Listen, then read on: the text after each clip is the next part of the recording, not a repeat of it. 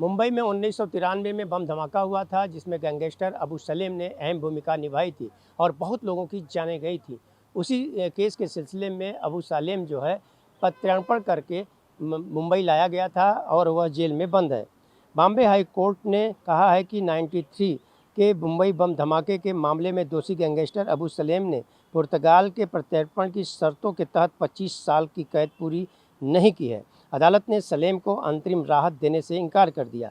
अदालत ने उनके मामले में नासिक जेल प्रशासन से जवाब मांगा है। सलेम की बंदी प्रत्यक्षीकरण और हैवियस कॉर्पस याचिका पर सुनवाई हुई। इस दौरान 2022 के सुप्रीम कोर्ट के फैसले का हवाला दिया गया, जिसमें पुर्तगाल के साथ प्रत्यर्पण समझौते के तहत सलेम की कैद की अवधि 25 साल तक तय की गई थी। पीठ ने कहा है कि प्रथम दृष्टया में यह स्पष्ट होता है कि सलेम की 25 साल की कैद अभी पूरी नहीं हुई है। सलेम की ओर से पेश वकील वरिष्ठ अधिवक्ता ऋषि मल्होत्रा ने कहा कि 2022 में सुप्रीम कोर्ट के फैसले के अनुसार पुर्तगाल के साथ प्रत्यर्पण संधि के आधार पर सलेम की कैद 25 साल से अधिक नहीं हो सकती है। सलेम 31 मार्च 2025 को प्रभावी रूप से 25 साल की कैद पूरी कर ली है।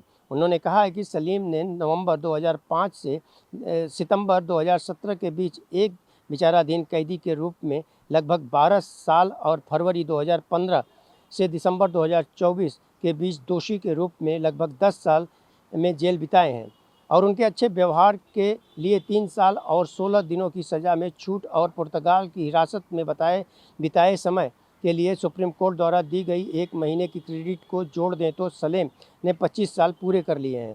अतिरिक्त सॉलिसिटर जनरल अनिल सिंह ने कहा कि सलेम अनिवार्य रूप से सुप्रीम कोर्ट के 2022 के फैसले पर स्पष्टीकरण मांग रहा है और इसलिए उसे सीधे सुप्रीम कोर्ट जाना चाहिए।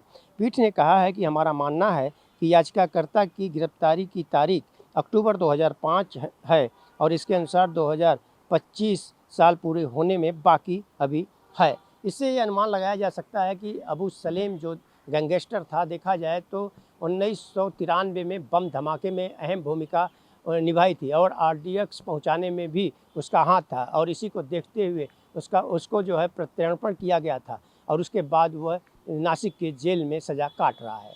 ऑन टीवी न्यूज़ के लिए कैमरामैन बालक साथ हरीश तिवारी।